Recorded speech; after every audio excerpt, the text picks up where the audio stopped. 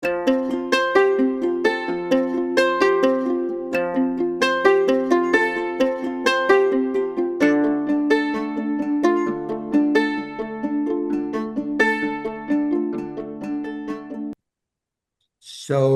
shall we begin?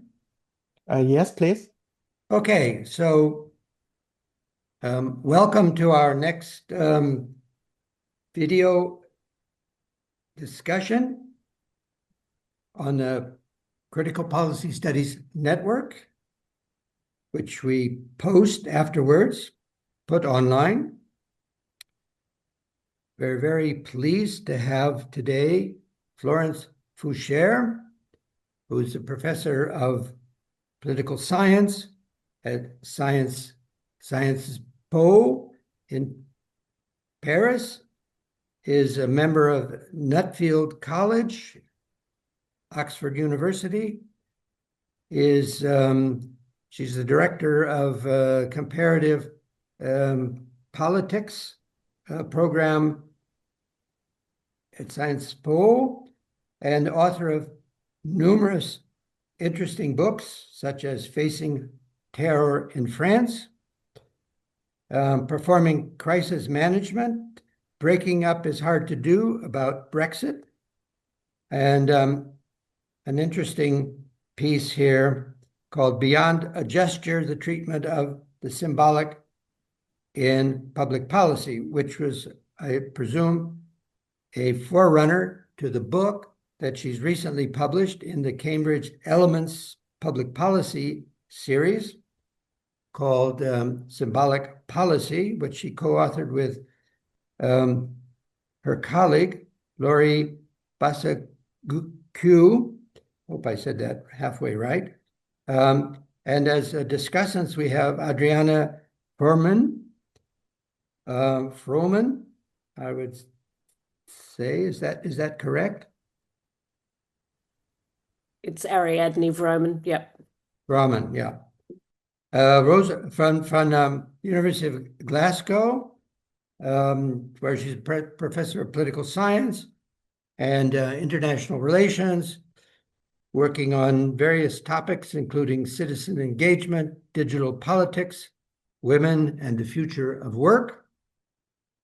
We have with us Professor Rosana Boullosa, professor of public policy and social management at the University of Brasilia.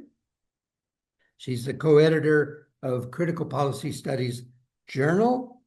She works on public policy, women's issues, decolonization, and Latin American politics generally. And then my colleague, Giorgio Varanini, at Humboldt University, who is engaged in comparative bioeconomy policy research in comparative perspective, most recently in Colombia, Latin America. He's involved in a wide range of environmental and agroecological issues related to policy, design, and implementation. So with that, we turn to Florence. The floor is yours. Thank you very much. Could I actually share slides, or are you going to? Yes, you can share directly from your computer. I can. So PowerPoint, that's here.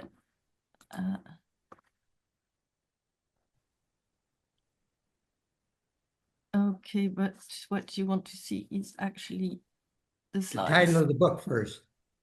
Yes. The picture of the book. Here it is. And here it is. And this. Except that, voila. Thank you. So thank you very much for this invitation to present and to discuss this little book that we published just about a year ago. So with Laurie Boossabong, our aim in writing this book was to stimulate debates in political science, because we thought that the symbolic was largely ignored, notably in the context of public policy. And there are, of course, many reasons for this. The symbolic may be difficult to identify, difficult to measure, and it is by definition subject to interpretations. And moreover, common sense understandings of the symbolic reduce it to empty words, to illusions, or the absence of materiality or effect. And yet, anyone who is paying attention to public policies of the second Trump administration and the beginning of the year can see that the symbolic cannot really be taken as without effect.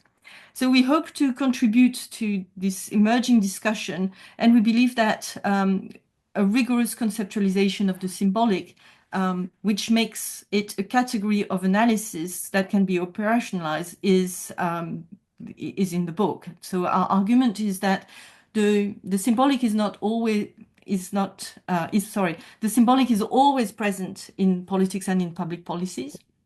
But analysts do not look for the symbolic dimension in public policy, and therefore they do not find it.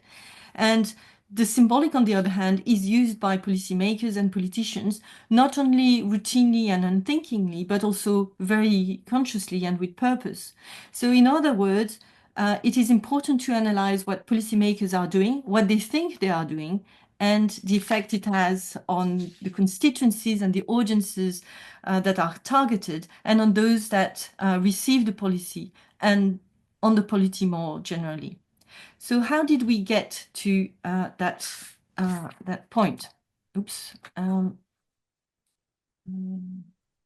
do we get to that point?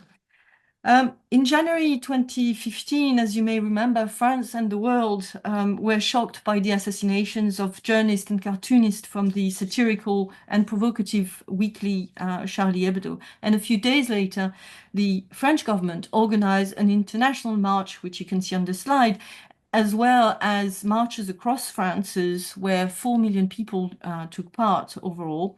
And a few days after, the Prime Minister received, and it was the first time, a standing ovation in the National Assembly, celebrating what he called the spirit of the 11th of January, the day of the march. We were given at the time a unique opportunity to interview the entourage of the president, of the prime minister, of the minister of interior about the complex organizations of this Republican march and other initiatives taken in response to the attack. And moreover, since there were other terrorist attacks in November 15, but also in July 16 and a few smaller ones in the period, we were allowed to actually do repeat interview on how the symbolic was used to reach important objectives in such dramatic times. And during the pandemic, we were provided with unanticipated other opportunity to revisit the use of the symbolic by policymakers. This time we were watching leaders giving speeches across the world, and we compared actually 4 European countries. The book actually builds on these 2 studies. The argument we make is that even though the symbolic work of authorities may be more necessary or more visible in times of emergency, we can see also that in the last couple of weeks, but also if we pay attention to what happens every day, we can see how governments are also trying to shape perceptions of supporters and of their political partners, their opponents, both on the domestic scene, but also internationally. Indeed, President Trump's policies are not symbolic in the sense of achieving nothing, nor in the sense of deceiving the public with a false sense that something is being done. They are symbolic because they condense messages that are addressed to different audiences who receive and interpret them in different contexts and whose perceptions and responses are altered as a consequence. So you can see here how we proceed by looking at the symbolic, how it is used by authorities, and the factors that influence how policymakers use the symbolic. So first of all, what is the symbolic? The first thing is that, of course, anything can be a symbol, provided that it is associated with meanings that are shared within a social group. Symbols have 3 main characteristics, which we think is very important. First, they have a cognitive dimension, and they condense several meanings. This has consequences because one symbol can invoke different ideas, including complex and abstract ones. And the relevant meaning is context specific and depends on who interprets it. Second point is that the symbolic connects individuals and the collective because their meanings are socially constructed, socially transmitted, and interpreted. The political community is constituted, in fact, by the people who share, recognize, and identify with symbols and their meanings. And the third dimension is physical because symbols are experienced through the body, through the senses. And recognizing symbol stimulates or triggers emotions, reactions, associations. We talk about the symbolic to encompass symbols and their meanings taken together, and we draw largely from how anthropology has constructed the concept. It allows us to move beyond a semiotic analysis of symbols and to pay attention not just to symbols, but also to the meanings they have for the people who have been socialized into them, but also how they are used to shape perceptions and understanding of the world people live in. The symbolic is an expedient and concise means of communication between policymakers and their audiences. And here we take the example of the symbolic gesture, the Warsaw genuflection by Willy Brandt in December 1970, when he kneeled in front of the memorial to the dead of the ghetto in Warsaw. It was an unexpected, unscripted, but also a speechless intervention. And therefore, it was not an official German apology. And yet, it signaled unmistakably that the Federal Republic accepted and admitted in a way the responsibility and the collective guilt for what had happened there. So our objective in the book is to show that the symbolic is always present in politics and in policy, and that it is part of the dialogue between political leaders, policymakers, citizens, the policy communities and networks. Policies that are believed to be purely technical, such as fiscal instruments, for instance, are in fact interpreted by their audiences as expressing or invoking specific meanings. And we can think here about the carbon tax, for instance, and maybe we'll talk about it some more. So how do public authorities use the symbolic? In times of crisis, governments mobilize resources, coordinate the logistic of support, do all sorts of very practical things. But these are, of course, important, absolutely necessary, but they're not sufficient. Public authorities also need to claim and reaffirm their legitimacy. They also need to reassure the population whose sense of security has been shattered, whether it is physical or perceptual, and to reassert the collective because disruption creates the conditions of polarization and blame games.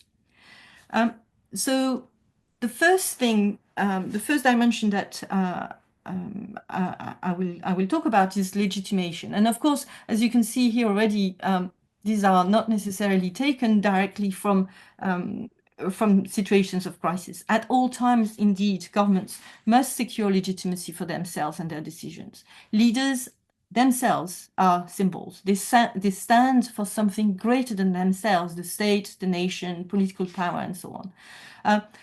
The Queen, Queen Elizabeth II, stood for the crown, the country, the Commonwealth, the Church of England, parliamentary monarchy, and so on. And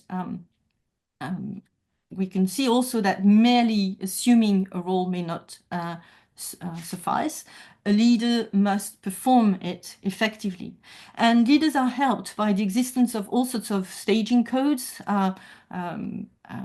dress codes, staging, and so on.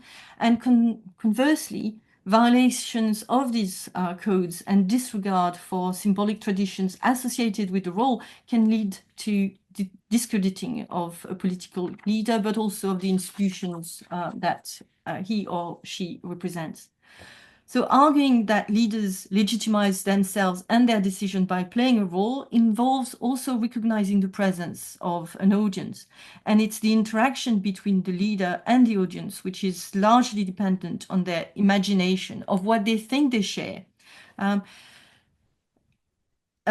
So political leaders engage in the performance of their role, they dress the part, and they act the part so that they are recognized for what they claim to be. And of course, we remember how Zelensky, who does not wear a suit to show that he stands with Ukrainian soldiers defending their country, was challenged in when he visited the White House in February of last year. And the camouflage was justified as him insulting his host by not wearing a suit, but it was also used strategically to expose the fact that Zelensky could be seen as an emperor without clothes.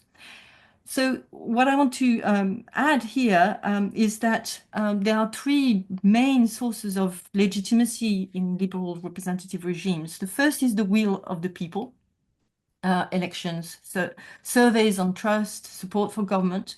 There are also external and absolute references such as truth and knowledge. Leaders actually usually leverage expertise, particularly at times of crisis, to inform their decision-making, economic expertise, climate science, and so on.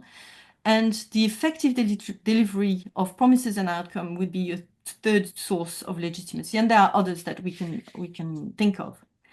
In times of emergency, citizens may have indeed very good reason to believe that those in charge are not in control and to suspect that these elites are trying to mask their failures.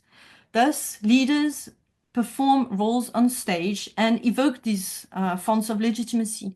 The figureheads speak with all the paraphernalia of their power in their offices and so on, as Macron did in this case during the pandemic. Or they invoked the power of science, and you can see here Boris Johnson standing with one of the scientific advisory boards that was created or mobilized by leaders during the pandemic. The second core tax that we identified during crisis, but which can also be seen as important outside of crisis, is reassurance. Because in the face of war, epidemic, landslide, the population may panic or may feel threatened in their livelihood, and it is crucial for the power to reassure them.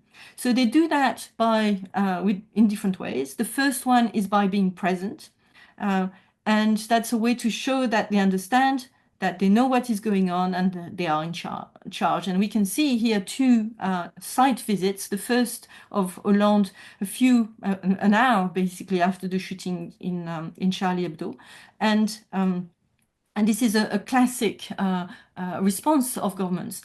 When they do not do it, as George Bush, when he didn't land in New Orleans after Hurricane Katrina, or when the king and the prime minister of Spain did not visit Valencia immediately after the floods in 2024, this is really seen as a sign of lack of care, and it is largely criticized. The king and the prime minister were actually attacked in some way in Spain when they eventually went. Government reduce also uncertainty by developing narratives and causal stories that explain what is at stake and what needs to be done.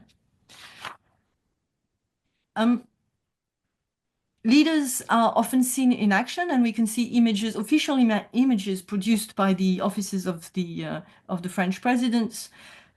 Here, Macron looking unshaven and tied in the early days of the war in Ukraine, and on the other side, President Hollande and taking decisions, organizing meetings to manage the crisis over Charlie Hebdo. So leaders have to be seen in action, and they also appear determined and willing. And there's a whole, if we look at this, at speeches, at discourse, there's a change in their vocabulary, which is very much focusing on I decided, with lots of modal verbs, must, want, showing that they are in action and determined. The third task that is very important, particularly at times of crisis, is creating or recreating or maintaining unity. Because a rupture in normality may create tensions and undermine the idea of collective solidarity. It threatens, by definition, the social order.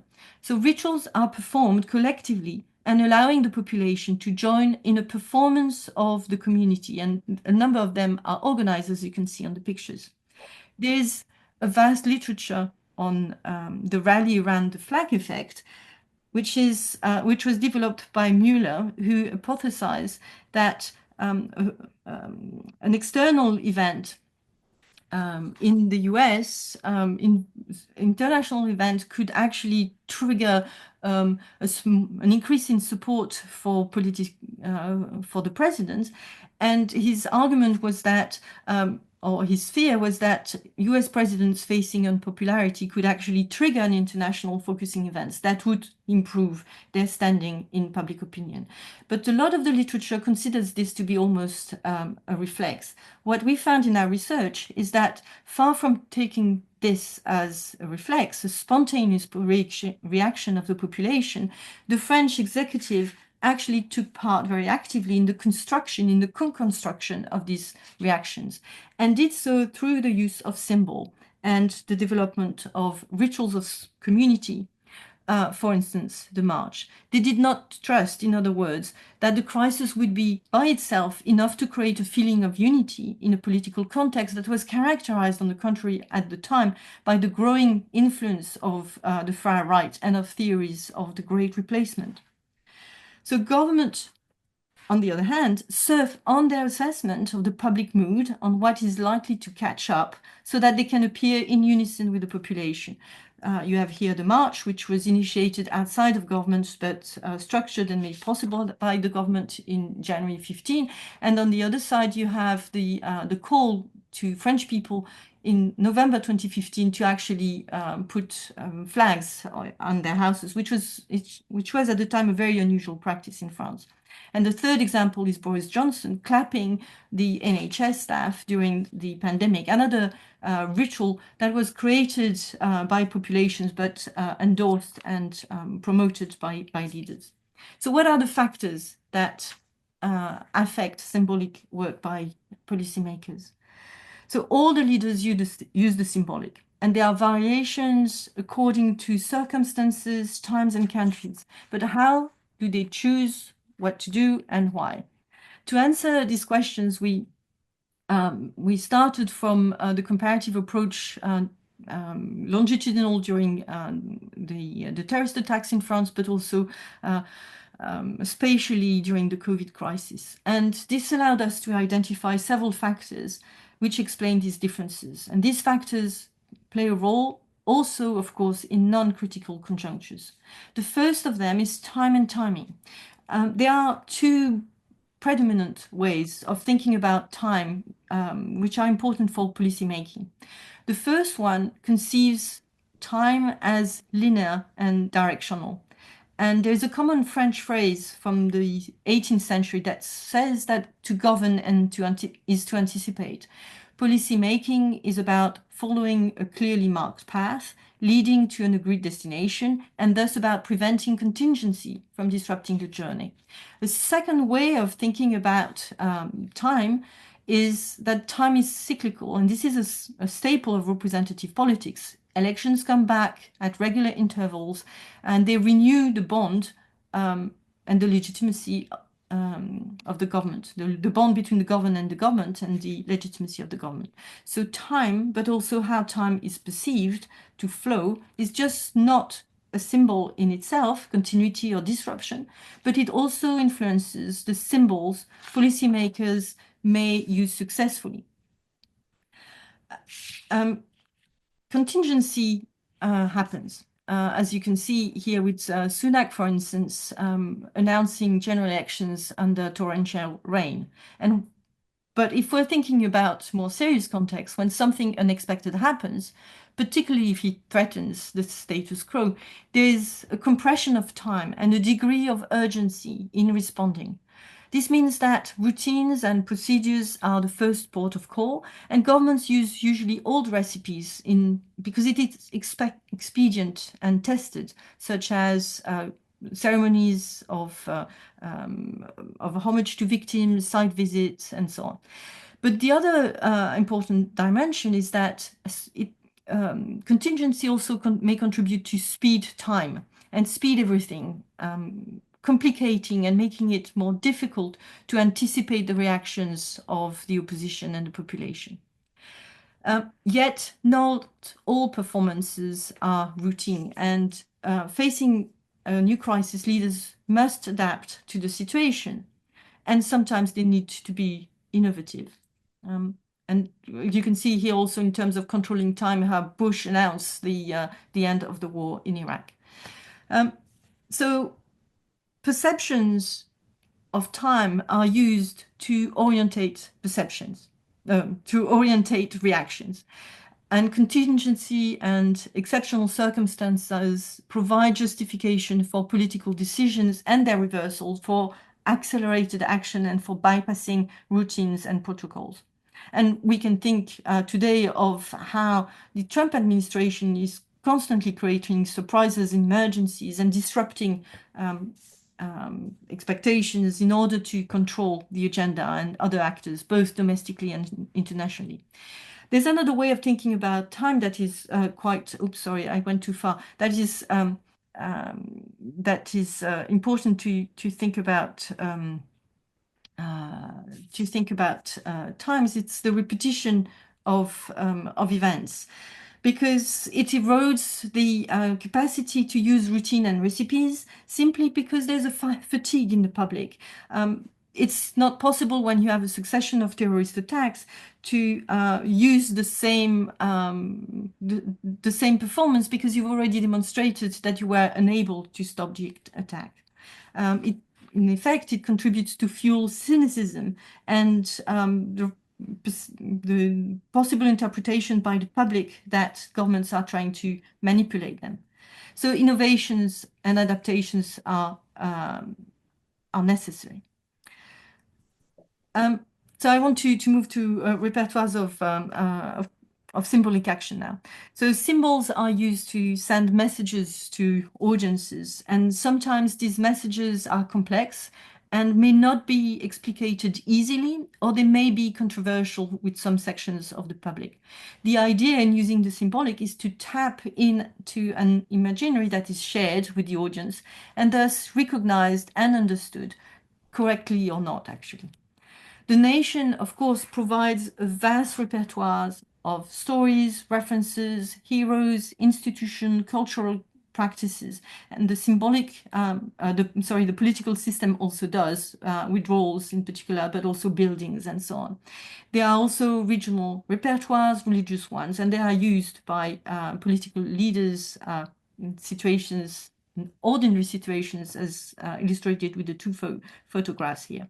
In fact, in every community, there are items that are recognized by its members, who understand that the message, what the message means, and that the message is addressed to them as members of the collective. So when a crisis occurs, the executive draws from past experiences and chooses the most appropriate symbol from a range of available previously used options, such as minutes of silence or flags at a half-mast to pay tributes.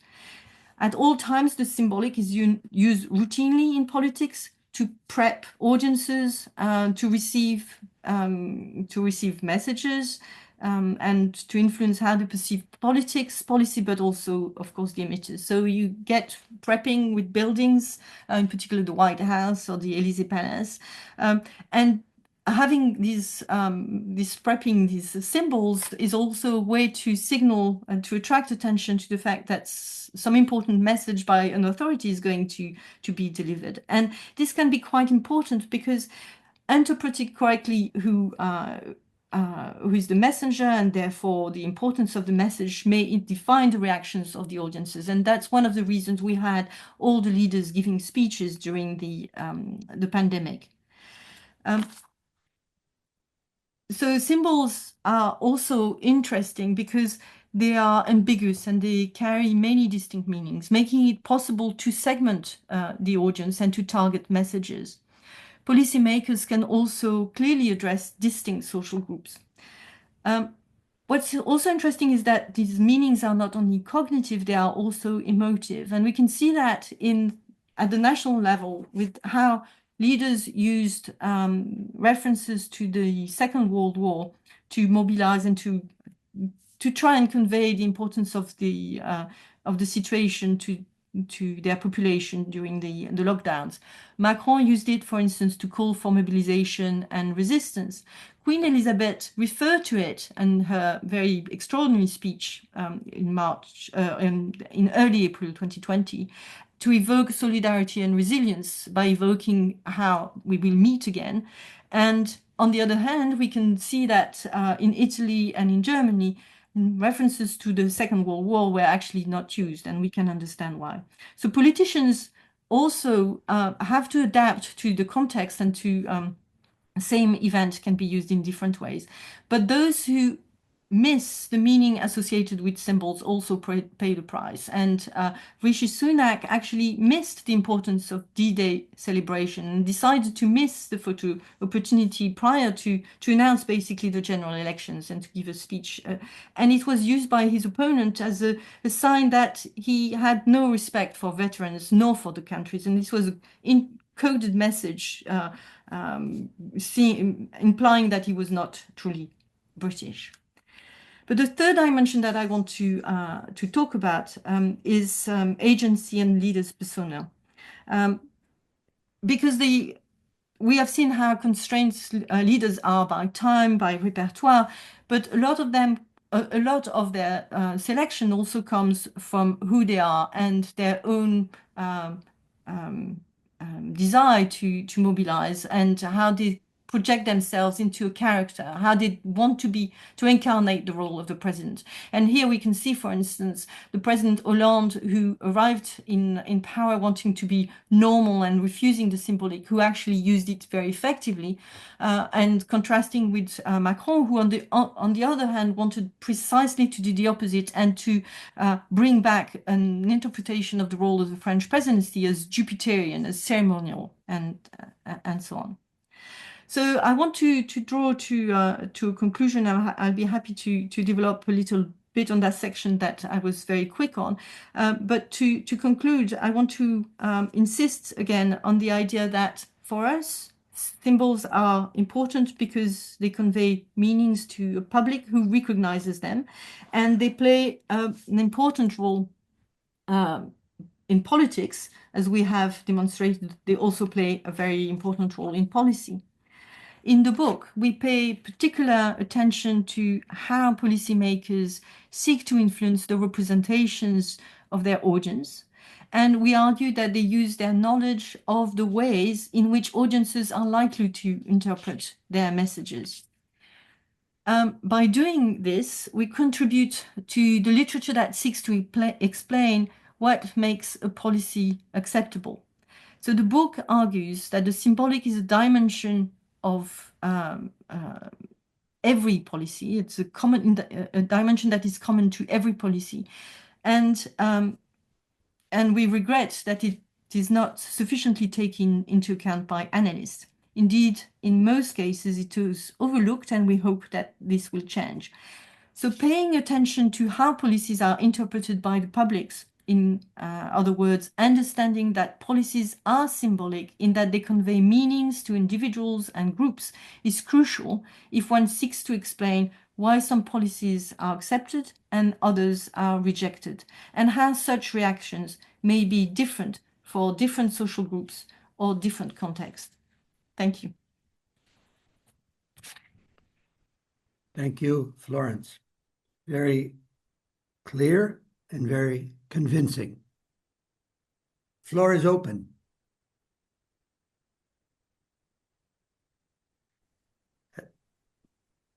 Well, I'll start. no. Oh, okay, go ahead. Oh, yeah, I don't mind whichever order you want to go in, Frank. I've got a few points. I've got three sort of big questions for Florence about. Is that okay? Yeah. Yep. Thanks so much for the talk, and I've really enjoyed the book, and it's made me, since I've read the book, really look for the symbolic playing out absolutely everywhere in contemporary politics, and a way of sort of understanding this strange moment we live in. For example, I mean, I live in Glasgow now, but I'm from Sydney, Australia, and the events around the terrorist incident in Bondi in December were rich with symbolic ritual. And I can really see your points around the people's need for reassurance by leaders and a strong focus on the presence of leaders at events afterwards, and those kind of the creation of collective rituals as well. I felt like for the first time, a lot of Australians learnt a lot more about Hanukkah than they had probably ever known before in those weeks as part of that grieving process after the incident. So I think it's really important for us to keep looking for the symbolic and how it leads to particular policy outcomes. But my questions more broadly are, particularly in that last point you were making around the agency of leaders, a lot of the examples that you use throughout the book and the talk are of men and of leaders who are men. And I'm kind of interested about whether or not the availability of using the symbolic comfortably by leaders is more available to men than to women. And is this part of what research on storytelling and the politics of emotions continues to tell us that our expectations of the public actions of men and women are still different? You know, it's okay for men to express empathy or tears or sorrow in that kind of collective sense than it is for women leaders. And I guess part of that counterexample is Angela Merkel. We treated her predominantly, or she was treated predominantly as an expert, as a technocrat, and not really as that kind of empathetic leader engaging with people. So I'm kind of interested in the gendered use of the symbolic. And then my other question is about the role of social media and whether or not social media has just that's made all of our politics at speed. It's 24/7. Everything is communicative. You can control and target messages to the audience. So social media seems to have been that context that's really enriched the possibility of the symbolic to really emerge and for leaders to have more agency in shaping the delivery of particular images. But then at the other side, we can see, you know, Trump created his own social media platform of Truth Social, where he tends to make policy decisions and make statements through his own platforms. So it's very broadcast oriented. It's very directional from the top. So I'm kind of interested in what social media has done and how it even has allowed us to move beyond those crisis incidents that you talk about throughout the book into where we're just in permacrisis now. All politics is permacrisis, and so the symbolic is constantly being evoked. And I know these were big questions. We had a bit of a chat before. And my last question is, are conservatives better than the organised left at using the symbolic? You know, is there something that social democratic left can learn from the sort of the turn towards using stories, communicative persuasion, emotions? A lot of the left still tends to rely on using facts, rationality, cognitive arguments to persuade audiences about change. You know, their idea that we can just reason our way through it, or we can just make new laws to adapt to the crisis rather than really using the symbolic and those emotional spaces. But great talk, and thanks for inviting me to engage with it. Interesting questions. Do you want to respond right away, Florence, or shall we take a few? I could do that because there is already so much in these questions, and thank you, Ariadne. They are very good questions, and they are very big questions. So I'll try to do them justice. So first, gender and men, women, and so on. So of course, roles, in particular political roles or leadership roles, tend to be very gendered. And especially in the West, actually, a lot of how we conceive of leadership, not just, of course, but is embedded in perceptions of what a good leader is. And a good leader is usually a man. And it's encoded also in body size, in dress codes, in strength, and so on. And we can all think of all sorts of examples of leaders showing how masculine they are by, you know, hunting bears or doing other things. So very often these are the expectations of the population. It's a resources and it's a constraint. So it's a constraint because you have to conform to what is expected to be a good leader and maybe be more masculine that you would normally be. It's a constraint, but it can be a resource. And similarly, it affects women in the sense that they have to play with the symbols that are associated with them. And it was interesting that you mentioned Merkel. Thinking of terrorist attacks, I'm also thinking about New Zealand and Arden and how they played the role quite differently. But that also echoes the persona that I was talking about, i.e. people bring to their roles something of themselves and how they want to perform and who they want to be and who they are as individuals. And women indeed do play on emotions in different ways. So Merkel's signature in a way was to be very posed. She did use color, but she was always dressed the same, standing the same, and asserting her authority through that way. We can think of other political leaders using pantsuits and very often using colors as well as a way to show that they are isolated women on big photographs of political leaders. But I want to bring the example of Ségolène Royal as well, who was a presidential candidate in 2007.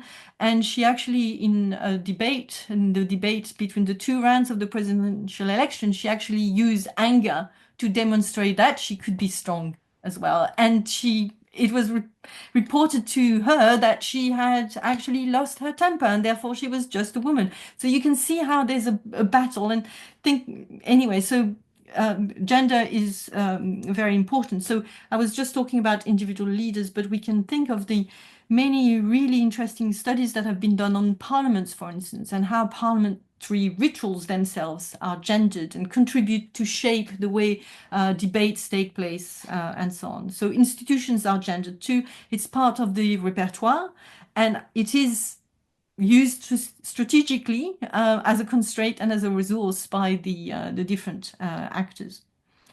But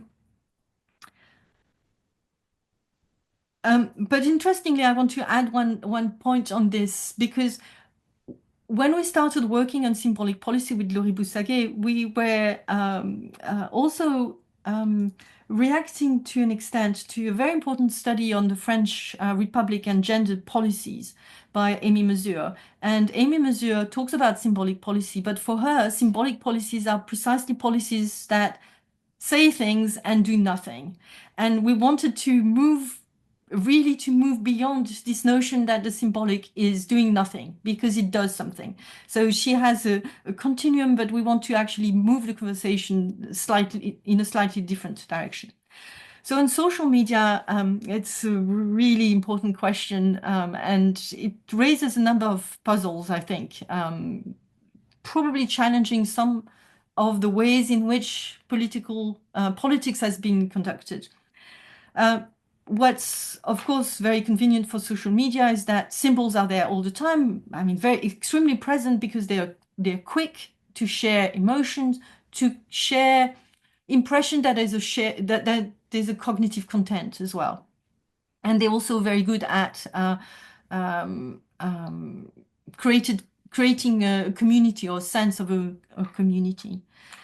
And they may also spread symbols and references. So we can think about the use of colors, Orange Revolution, the yellow vest, and so on. Even when the use of these symbols that are supposed to create an identity and a group and something shared, when we go a little beyond, we can see that sometimes this community actually have very, very different understanding of what is underneath. So things can become a symbol through social media, but also content providers use the symbolic repertoires to actually mobilize communities, send messages, identify who they are talking to, and they can be gestures, salutes that can be taken as just waving to the audience and so on. And you know what I'm referring to, I'm sure, in recent instances. So, they also send messages. Now, some some of the transformations in this is that it also shows that there are communities that are created maybe very quickly, and the depth of these symbols may not last. I mean, what's left of some of these symbols that have been very, very potent in a period of time. So we need to think, and leaders actually do think about how to use that. The example of the flag after November 2015 in France was a kind of instrumentalization of something that was relatively little used previously. It had been reintroduced in politics, but it was the first time that the state, in a way, tried to mobilize and replace the march by something that people could do from their homes. So social media raise all sorts of questions in terms of the instrument, how it is instrumental, how symbols and repertoires of symbols are mobilized, instrumentalized also by people, by actors. So the third question on the left, yeah, of course the left can use the symbolic, even though sometimes we may feel that it's not very good at it at the moment. But there are plenty of symbols that the left has thrived on in the past. And we can list them from labor, solidarity, the red flag, progress, cooperatives, the value of work, unions, and so on. So there's a huge repertoire. I think what we're facing, though, is that there's now probably a disconnect between the left, parties of the left, and how they understand their electorates and the kind of symbols that may actually be understood and used, understood by their audiences and used to mobilize these audiences. This is partly linked to social transformation.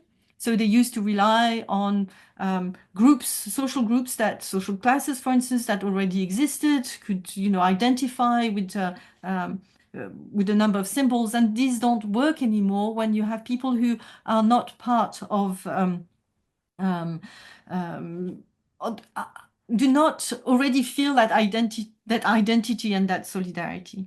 So I think what the left probably needs to do is to really think about who it is that they're trying to mobilize and how they can actually address these. So one reason maybe the right is more successful at the moment is because they are successfully tapping into the national flag, into the nation, and all these well-established symbols that they can wave and get a reaction to. And the left has lost that and needs to think about what would be appropriate for its audiences. So that, yeah, and the conservatives in a time of anxiety, it has risen. So let's, Rosana, do you want to jump in? Yes. So thank you, Florence. It was very interesting listening to you. And I have some, I don't know if some questions, but I'd like to share with you some impressions and make some comments. The first one is about the field of study in public policy. I was wondering to what extent your analytical proposal is intended to stand on its own, or rather to be integrated into other frameworks and approaches.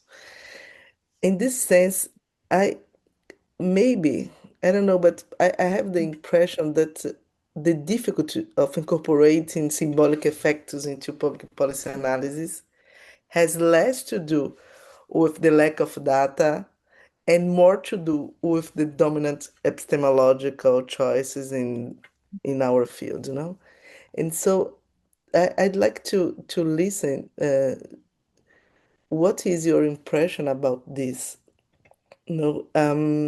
Obvious, there are a symbolic dimension in all of policies, But nowadays, maybe this is a little bit more complicated because most of part this symbolic dimension is produced, modeled in function of the social media.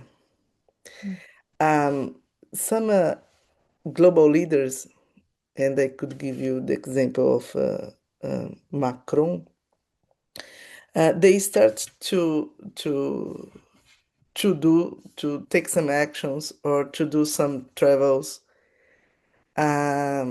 with different and inviting different influencers. For example, Macron has been in Brazil some months ago for the COP 30, and he brought with him a very renowned influencer to translate no, to a specific public, to a specific audience, young people involved with environmental questions, what he was doing there. So now I think that the symbolic dimension is a kind of important element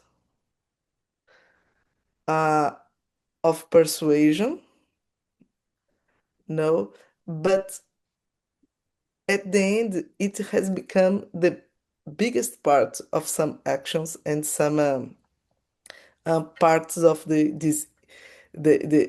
global in the global movement of leaders and no, and the other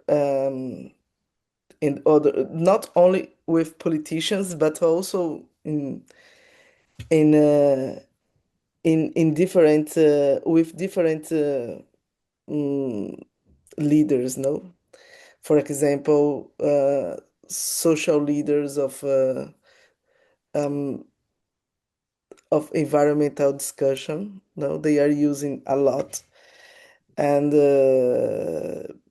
and so on. So I have a different questions for you about this. No, this is important.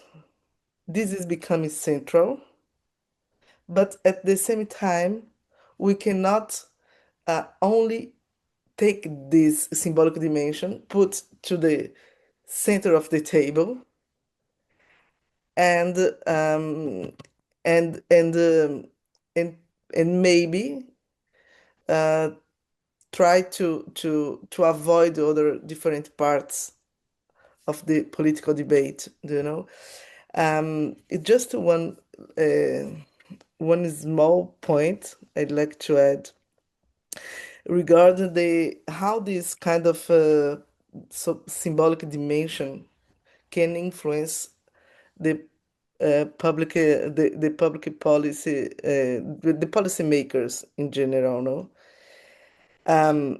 I think that most of them now are just trying to avoid this dimension because it has become very, very, very heavy. And so when in the beginning, when this was not so heavy, policy actors or policy makers could say, okay, let's take this in consideration. But now it's so heavy and so frequently, so no too much that I think that they are producing exactly the contrary. They are producing a kind of distance between the political world and the policy world. You know, it's just this my comment. Thank you Could very much.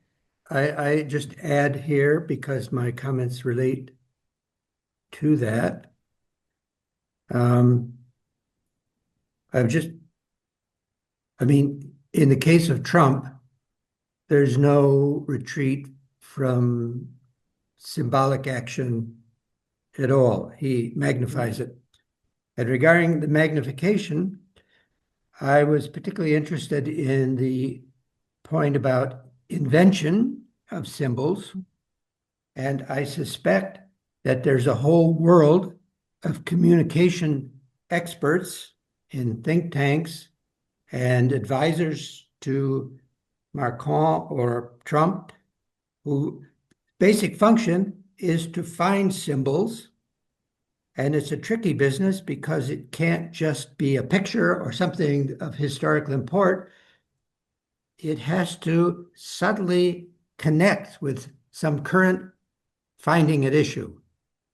So have you thought about or run across this kind of world of symbolic advisors? I guess I don't have the right word, but they must exist. Back to Yes, you. thank you very much. Great questions. Very stimulating and yeah. So let's take them in turn. Yes, it is clear that we want also to dialogue with various subfields of public policy that actually take into account the symbolic, but they don't usually call it the symbolic. When you're talking about narratives, when you're talking, I mean, there are all sorts of ways of framing, all sorts of ways actually through interpretative subfields. So that's where I connect with you in terms of epistemological orientation. So clearly, what we're trying to do is to raise the attention of a number of colleagues who have tended to focus on what they consider to be more concrete or tangible or real data. And the very beginning of our project was motivated by the desire to try and find ways of evaluating policies that did not lend themselves very easily to an economic approach. We were actually funded by a center de Liège in Sciences Po that looked at the evaluation of public policy. And all this was absolutely dominated by anything but the symbolic. So, and initially, actually, we wanted to work on fiscal policy and fiscal promises at the time of elections. But then Charlie Hebdo happened. So, yes, we want to integrate and we want to dialogue. And I think it's going to be easy with some sections of the field of public policy, except that they don't talk about the symbolic because the symbolic remains still in a way a tainted word, and we hope that this will change. We also want to raise the attention of our colleagues in political science more generally to this dimension. So that was on your first question. The second one on social media and how it drives so much. It has driven so much in politics recently. Indeed, we are very far away from the world where there were 6 dominant TV channels in the US, and by making sure that as the government that you had an item on the news of these 6 channels in the 1970s, you reach basically 80 or 90% of the population. There are no channels, no ways of reaching the population as a whole in one go. So you need to deal with the segmentation of the publics. And the dispersion. Hence the recourse also to the social media and the domination of the social media. Because it's so condensed in social media, you're kind of drawn to using this symbolic dimension that will talk directly, implicitly, create reactions, and give the impression that, as in the example you were taking of Macron taking an influencer, trying to appear cool and trying to talk to young people or whoever this influencer was addressing. But you know, the cognitive content could be quite light. It's about reaching out in a way and trying to connect. I think it has it plays a very, very big role in public policy and in the way leaders and policymakers communicate with their audiences in different ways. And we are at a stage where we are trying to actually figure out how it is changing the way this relationship developed previously. So it's about persuasion, but actually our argument is that it's not just about persuasion. So they may try to use it strategically to persuade, but in some cases they use it badly. they may make mistakes, which is why I use some examples of, mishaps or trying to appear in control and then being showered by the rain and appearing in complete discontrol, trying to control the agenda and do a press conference on the elections and missing out that if you don't appear on the photo with the veterans of the Second World War, you're actually sending a message that you did not intend to send. So what we're saying is that the symbolic can be used very consciously, but in some cases it is received as a symbolic message even when leaders are not controlling the message that is being received. And that's super important. That's why we want to really insist that it's not just about, it is conscious, and we should stop pretending that political leaders do not pay attention to the symbolic. That's one thing. But it is also sometimes the reception of a policy that is understood very differently from what was anticipated. So it's, I think, very important to understand some of the reactions and the negative reactions in particular to policies, in particular climate policies. One example is the introduction of the carbon tax in 2018, when Macron, trying to fulfill its obligations linked to the Paris Agreement and European policy, introduces the carbon tax and is faced with a rebellion that blocks France, people wearing yellow vests. And actually, this was the trigger, but it was the trigger because the policy was seen as a decision taken by bureaucrats, urbanites, Parisians, elites, and creating this sense that the communities that were going to be affected because they are dependent on their cars were not those who were actually contributing the most to climate. So it's the perception. We want to draw attention to how a policy can be a symbol, can be received symbolically, can be actually received as a message that is not necessarily the content that the policymaker intended to put in. So that's really what is important for us. It's understanding that a policy itself can be a message. It's not just about communication. So of course they try to communicate, they try to control, but sometimes they don't, and sometimes they fail.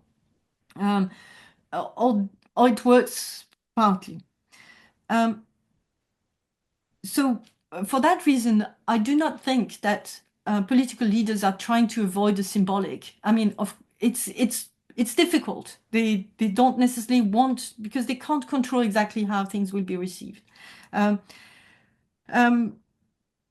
they just cannot avoid the fact that social life, political life, there are symbols everywhere. People decode what's going on. That's what we want to draw attention to. And it can be in discourses, it can be in images, it can be in rituals, it can be in different ways. But people decode what they're seeing, what they're sensing, what they're hearing as well.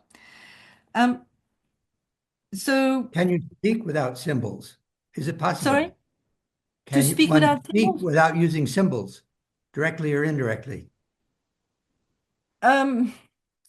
Well, one could argue that I want to move the question a little further and say that the way we speak, the metaphor we use are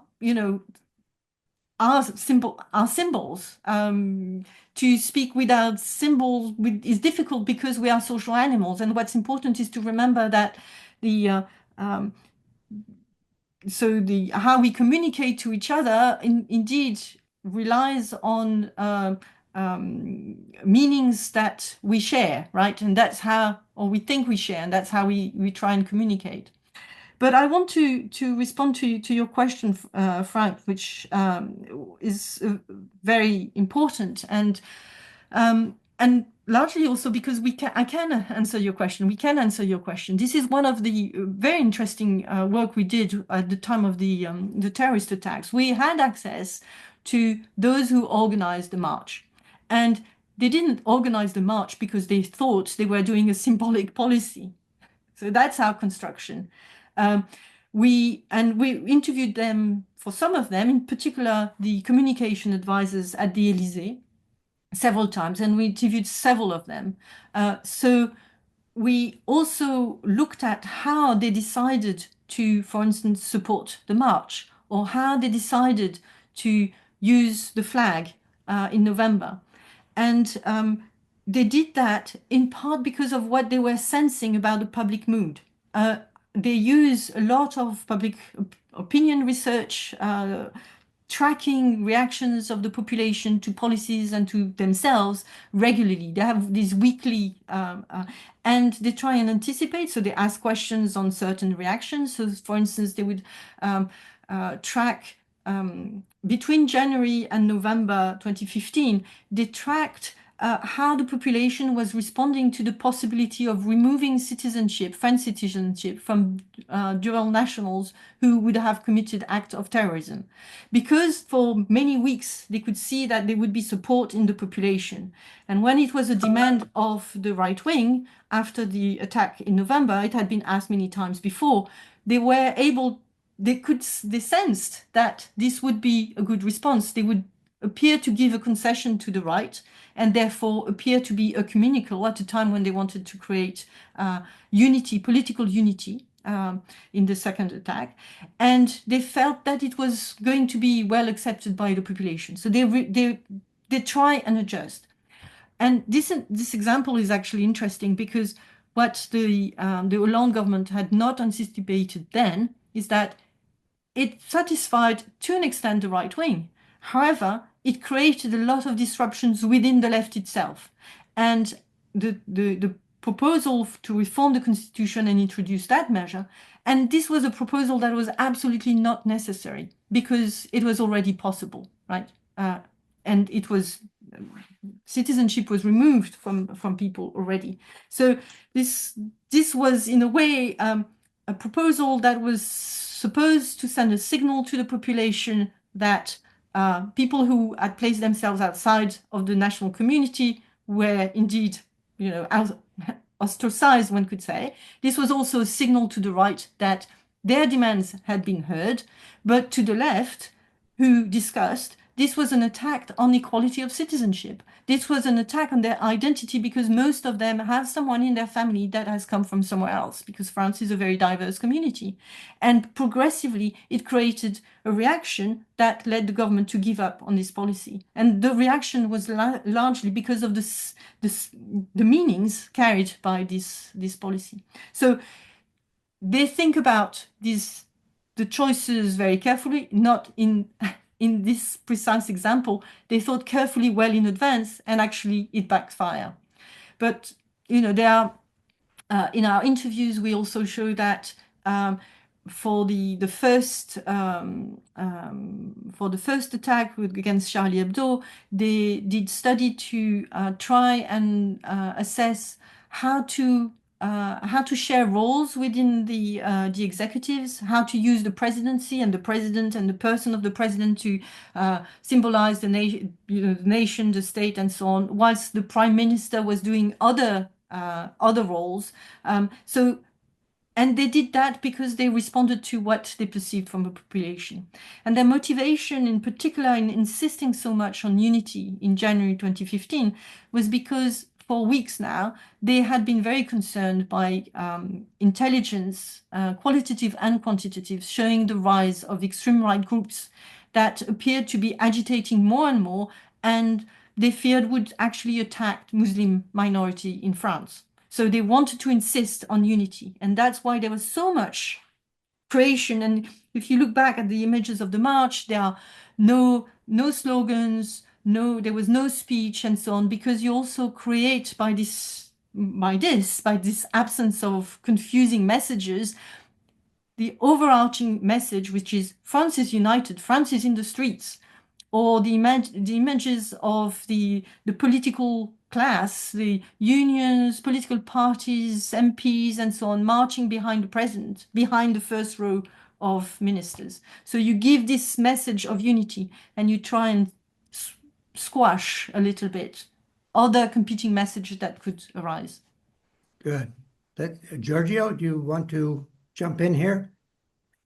Yes, thank you, Frank, and thank you, Florence, for the very interesting presentation. I really think it is super important to focus on the symbolic now because we are affected by this on a daily basis through political communication. So it's really important to disentangle how the symbolic dimension works. And I also really liked how you looked at the mechanism really which leaders use to articulate the symbolic. I think this is really important. And on this, in this sense, I think it would also be interesting, although of course here one might have a methodological problem of too many variables and too few cases, to look at how the interactions between these elements that you identified, the time, the leader's persona, the repertoire of symbols and ideas, in their interactions with the audience, when the combination of these elements then leads to these cases of backfiring that you were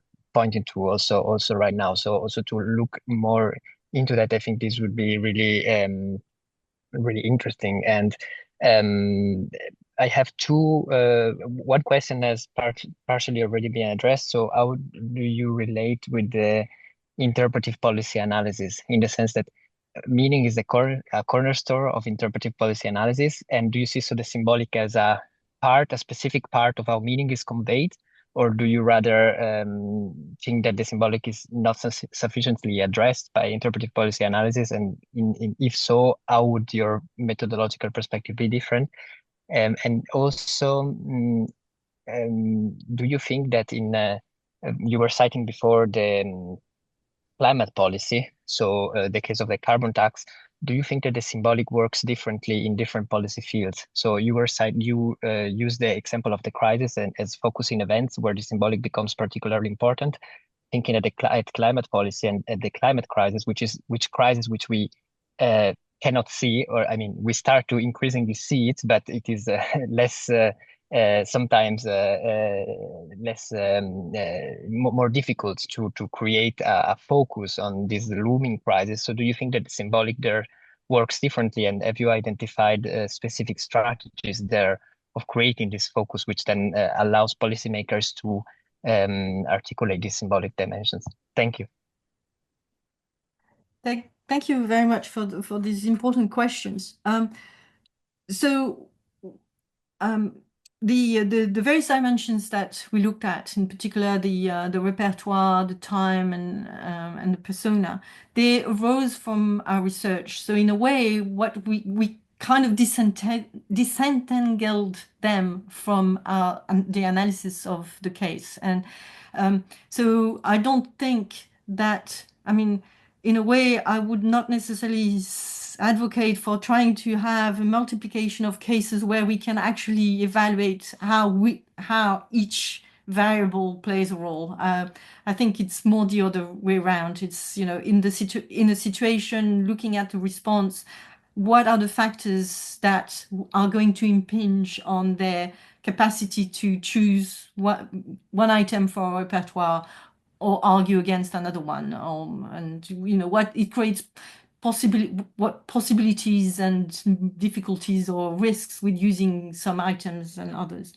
So I think they're constantly together, and then you know they can all be looked at when one is looking at a case.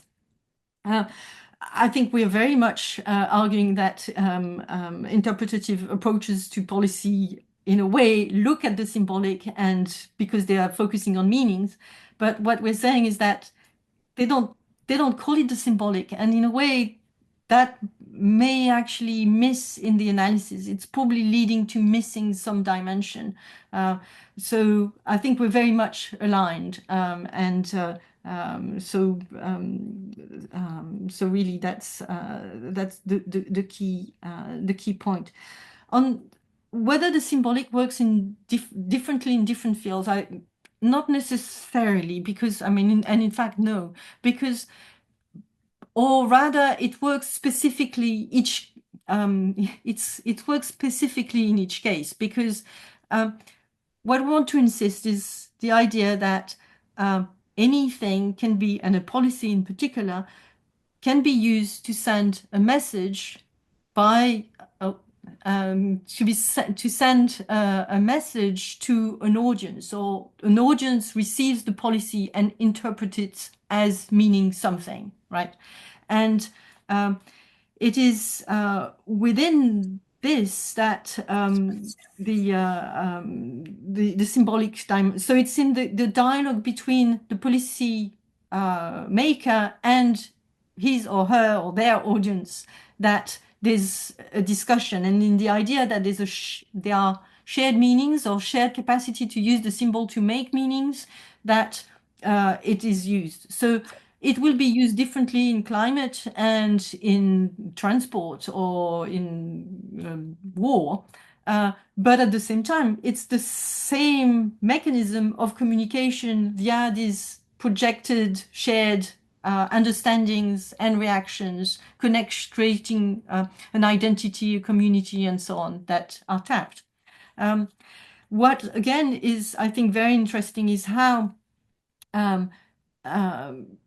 in quite a few cases, the messages that are being received by the audience is different from what is intended by the producer of the policy.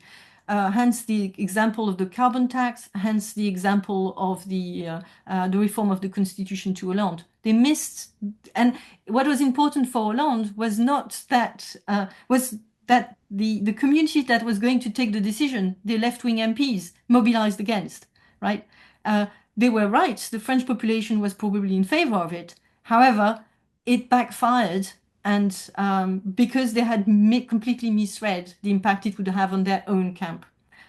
So one of the problems with the symbolic, which I think also explains why we have not used it that much in political science, is because it's complicated. It's complicated to use, it's complicated to analyze. But that doesn't mean it's not there. That doesn't mean that they don't use it consciously or that it has effect, and, despite the messages that they wanted, the policymakers wanted to send. I have a related question, somewhat related to the methodological issue. The symbolic is clear enough. You've made this clear. What I found myself struggling with is what is its opposite? Symbolic versus real policy? What's the right word? I mean, what if you identify the symbolic dimension and I give you some numbers? Are the numbers also actually symbolic to some people? Or how do do you ever escape the symbolic? Or is there some aspect where the politician says something and he refers to some particular thing? I'm not sure how would you answer that? What is it against? I don't think the symbolic is against something. For us, the symbolic is part of the policy, because it's a way of, it's one, and that's why we call it a dimension of public policy. It is there, right? In the sense that it will, the policymakers are trying to communicate something about their policy. For instance, that the climate change policy is, working for the good of the planet and limiting carbon emission, or the withdrawal of the nationality is a way to send a message about who is part of the national community, right? That may be the intention of the message that is being sent, what the policymakers understand that they're putting in their policy. Now, the people who are receiving the policy may actually understand that very well. The French population, actually, the policy was reacting to the idea that indeed, if you commit a terrorist act against in France, you're probably not, you don't deserve to be French, or at least that's what the political elites perceived that the French population felt. But this message, which was understood by the French population, was received differently by left-wing MPs in particular. They could see that, but they could also see that it was a rupture in the tradition of citizenship in France. They could see that potentially it touched on their grandmother who was Italian, their grandfather who was Portuguese. I mean, people come from wherever. And this was a way of distorting what it means to be French. Now, the government had not anticipated that this was going to be an issue because they were focused on the population.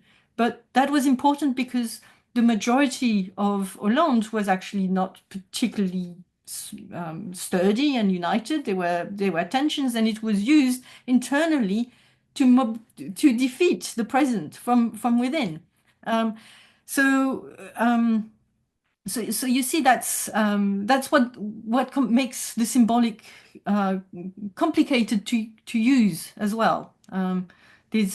We're not saying that this is basically a kind of toolbox that is simple to use. We're saying that we need to pay attention to the work it does, and because it does do some work, and that means that as one is devising policies, if one wants them to be accepted, just such as climate policies, for instance, one needs to make sure that it's not perceived by those who are going to be affected as, oh, it's another way for the elites who live in big cities and who don't care about using their cars because they have public transport, to actually make the cost of the transition weigh on people who are dependent on their cars. So this is the message that can be received. We have 10 minutes. Anybody else want to follow up? Add a different question?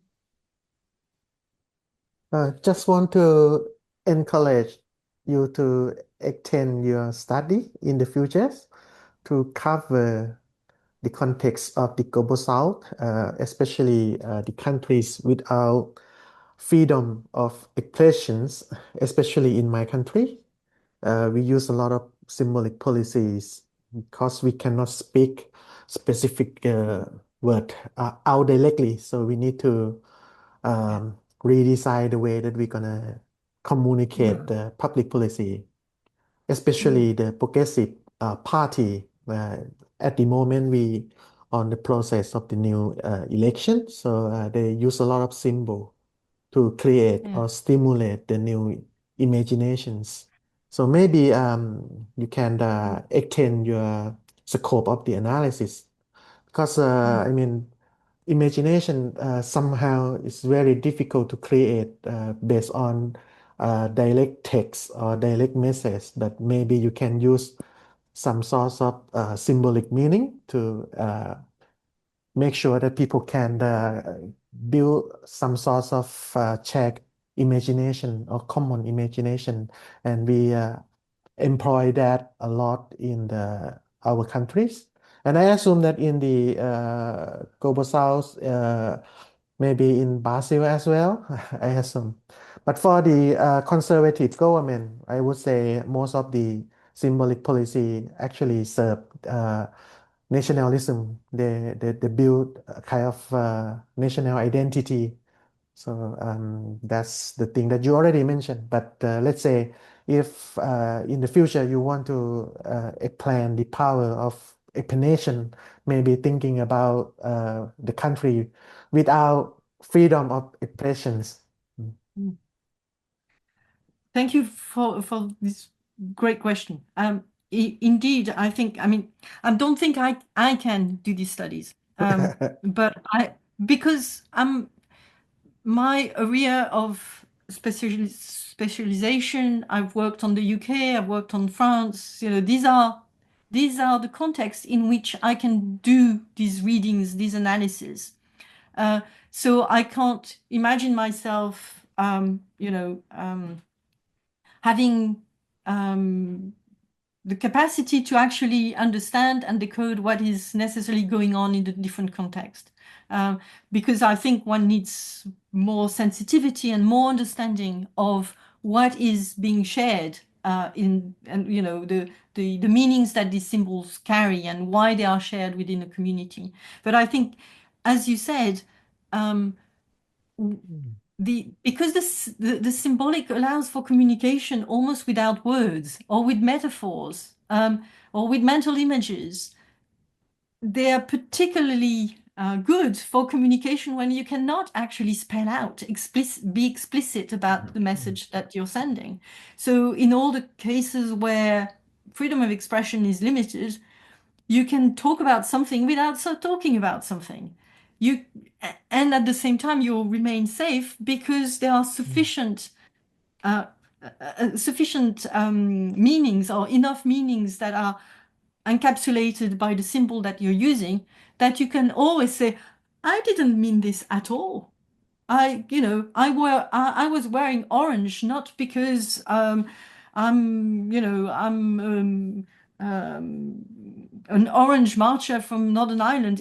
Let's imagine one example we take in the book is, let's imagine someone who is in Glasgow, where Ariadne is, and wears in the wrong neighborhood with an orange scarf, not realizing that the orange scarf will indicate that this person is probably a supporter of one of the football teams or one of the community that is there, probably triggering a possibly violent reaction if it's on a Saturday night. Once this person maybe was wearing an orange scarf because this person is a Buddhist, or this person wants to refer to the Ukrainian Revolution, right? So there's a complexity in decoding what's going on that personally I would not have if I was going to a country that which community polity I don't know sufficiently. But what I hope this book does is encourage people to understand how policy is also communicated, politics is also conducted using these messages to visual, to sound, to taste, to what creates a feeling of belonging to a community. I'll give you an example of how even gestures can create a sense of community. And an example that I can, that I know because these are the communities that I know, but I'm sure there are many others that could be taken. During COVID, the Prime Minister, President of the Council, Conte, referred to how after the end of lockdown, it will be possible to kiss each other again, to take each other in the arms, because that's, for him, was a way of saying, this is how we are when we are Italian. So this can be a diversity of signals that are sent to reach out and to indicate you're part of my community. If I do a hand gesture, you will recognize that hand gesture, and you'll know that we're talking in code in a way. So it's very important to pay attention to how it is used, not just in the global north, but everywhere, and particularly in context where you cannot be explicit. Well, we're just about out of time. I would say this was very insightful. It is an important contribution to our policy studies series. So we thank you very much for presenting this. We will be back in touch. It takes a few days for Piyapong's staff to edit this video, whatever they do, and then we'll send it to you, and we'll stay in touch. We have a lot in common. Thank you. Thank Thank you you. very Bye-bye. much. It was a great you. discussion. Thank you very Thank much. you very much, Florence. Yes, thank you.